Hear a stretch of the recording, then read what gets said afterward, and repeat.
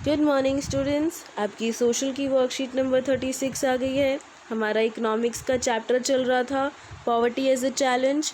Last 2 worksheets में आपने देखा कि पॉवर्टी क्या होती है, कि जिसकी बेसिक नीड्स नहीं पूरी हो रही होती है, फूड, क्लोथिंग और शेल्टर की, तो उसे हम पुअर बोलते हैं। पॉवर्टी लाइन बत के बारे में हमने डिस्कस किया था कि एक पॉवर्टी लाइन एक इमेजिनरी लाइन है जिसके अंडर हम ये देखते हैं कि जिसकी बेसिक नीड्स पूरी नहीं हो रही हैं उसको हम पॉवर्टी लाइन के नीचे रखते हैं।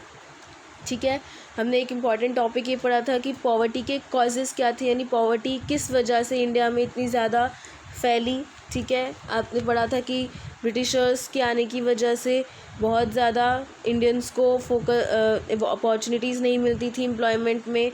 ब्रिटिशर्स जो है पूरा बेनिफिट खुद ले लिया करते थे। ठीक है, हमारी पॉपुलेशन बहुत तेज़ी से बढ़ रही थी, इस वजह से रिसोर्सेज लिमिटेड हो जाते थे, लोगों के पास पैसे नहीं थे।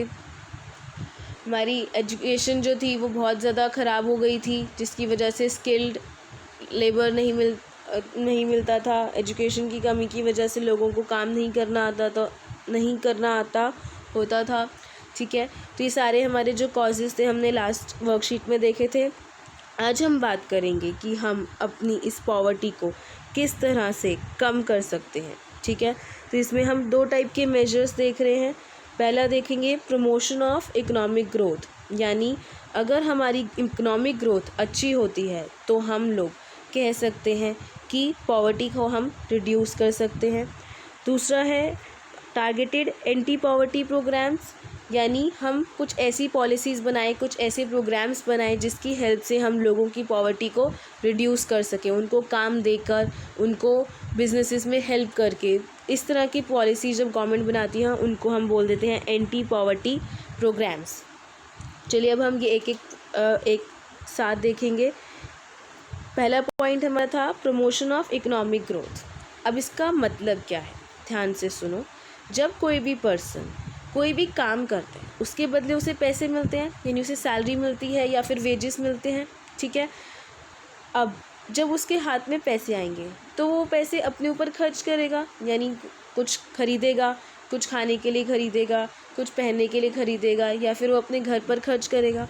जब वो इन चीज़ों पर खर्च करेगा तो जो लोग ये चीज़ें प्रोवाइड करवा रहे हैं उन लोगों को एम्प्लॉयमेंट मिलेगी, यानी जितनी ज़्यादा हमें प्रोडक्ट्स मार्केट में मिलेंगे उतनी ज़्यादा एम्प्लॉयमेंट यानी फैक्ट्रीज़ में बनाने की ज़रूरत पड़ेगी। ठीक है, तो जितना पब्लिक खर्चा करेगी उतने ही ज़्यादा आपका लोगों को जॉब्स मिलेंगी। अब फैक्ट्री बढ़ती जाएगी, इम्प्रूव होती जाएगी, तो और लोगों की ज़रूरत पड़ेगी उसमें काम करने के लिए, और जितने ज़्यादा लोगों को काम करने की ज़रूरत पड़ेगी उतनी ज़्यादा हमारी क्या बढ़ेगी, एम्प्लॉयमेंट बढ़ेगी। अब एम्प्लॉयमेंट बढ़ने से क्या होगा, लोगों के पास पैसे आने शुरू हो जाएंगे। अब पैसे आएंगे तो वो अपने आप से ही पॉवर्टी लाइन के ऊपर आ जाएंगे। ठीक है, तो इकोनॉमिक ग्रोथ आपने सिर्फ ये समझना है कि जब हमारी मनी जो है जब मूवमेंट करती है, अलग अलग चीज़ों में हम लोग पैसे इन्वेस्ट करते हैं, फैक्ट्रीज बढ़ती हैं, बिजनेसेस बढ़ते हैं, उसे हम क्या बोल देते हैं, इकोनॉमिक ग्रोथ। तो ये जो इकोनॉमिक ग्रोथ है हमारी पॉवर्टी को रिड्यूस करेगी और कर सकती है। ओके, नेक्स्ट पॉइंट आपका था एंटी पॉवर्टी प्रोग्राम्स।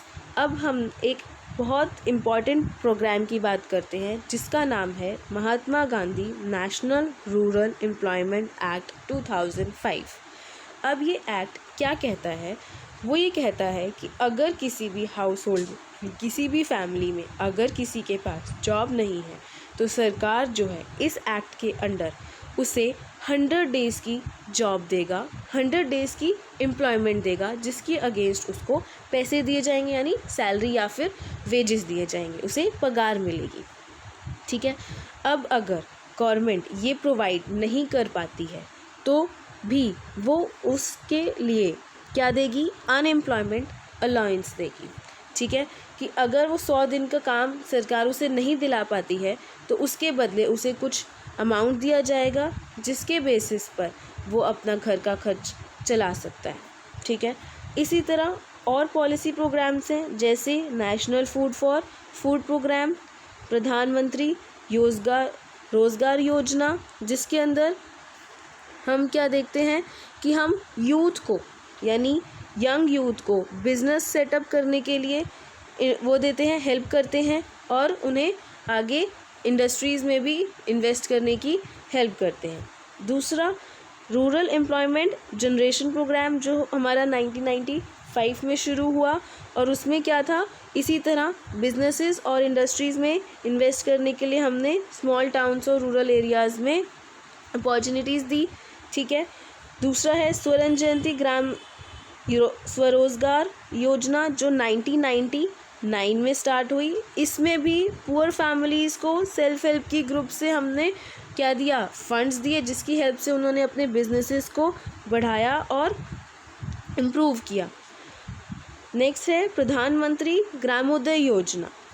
अब इसमें क्या था, जिसकी हेल्प से हम उन्हें बेसिक नीड्स पूरी करा रहे थे, जैसे primary health, primary education, rural shelter, drinking water and electrification.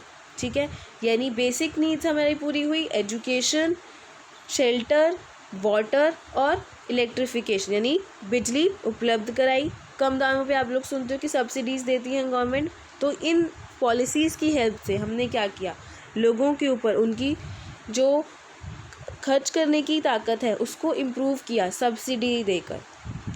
और एक और योजना है आपकी जिसका नाम है अंत्योदय अन्न योजना, जो हमने सबसे पुअर लोगों के लिए किया कि जिन्हें हम कम से कम अनाज दे सकें कि वो अपना गुजारा कर सकें और एटलीस्ट ज़िंदा रह सकें। अब हमने इतनी सारी पॉलिसीज़ देखी, उसके बावजूद भी इतनी पॉवर्टी आज भी हम लोग अपनी इंडिया में देखते हैं। ठीक है, अब इरेडिकेशन जो है सिर्फ़ और सिर्फ यही रास्ता है कि हम अपनी इकोनॉमिक ग्रोथ को इम्प्रूव करें, लोगों को एजुकेशन प्रोवाइड कराएं, पॉपुलेशन की ग्रोथ को कम करें, विमेन को एम्पावर करें और economically weaker sections of society को भी एम्पावर करें।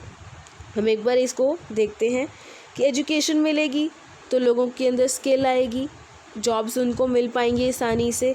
ठीक है, पॉपुलेशन ग्रोथ को अगर हम कम करते हैं तो हमारे रिसोर्सेज बने रहेंगे, हम उन्हीं रिसोर्सेज को अच्छे से यूज़ कर पाएंगे। विमेन और सोशली वीकर सोसाइटी जो हमारी हैं, इकोनॉमिकली वीकर सोसाइटीज़ हैं, उनकी अगर हम हेल्प करते हैं सब्सिडीज़ प्रोवाइड करके, ये ऊपर के प्रोग्राम्स की हेल्प से, तो क्या होगा, पॉवर्टी में रिडक्शन आएगी।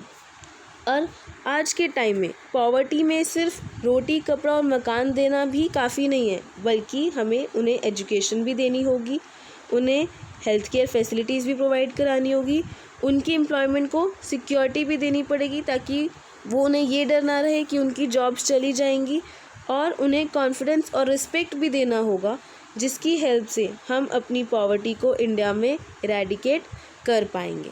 ठीक है, आई होप आपको ये टॉपिक क्लियर हो गया होगा। ये बहुत इजी क्वेश्चंस आपको दिए हुए हैं, you will be able to do this. Thank you so much.